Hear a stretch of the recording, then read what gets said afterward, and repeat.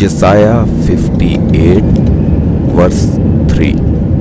روزہ دار کہتے ہیں ہم نے کس لیے روزے رکھے جبکہ خدا نظر نہیں کرتا، اور ہم نے کیوں اپنی جان کو دکھ دیا جب خدا خیال نہیں لاتا۔ خدا فرماتا ہے کہ تم اپنے روزہ کے دن میں اپنی خوشی کے طالب رہتے ہو اور سب طرح کی سخت محنت لوگوں سے کراتے ہو۔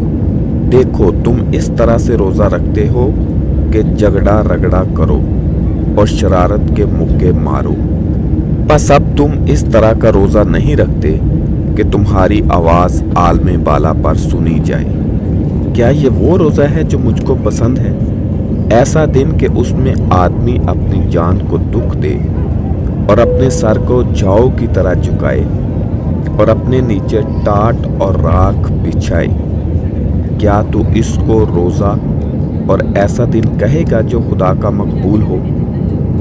کیا وہ روزہ جو میں چاہتا ہوں یہ نہیں کہ ظلم کی زنجیریں توڑیں اور جوئے کے بندھن کھولیں اور مظلوموں کو آزاد کریں بلکہ ہر ایک جوئے کو توڑ ڈالیں؟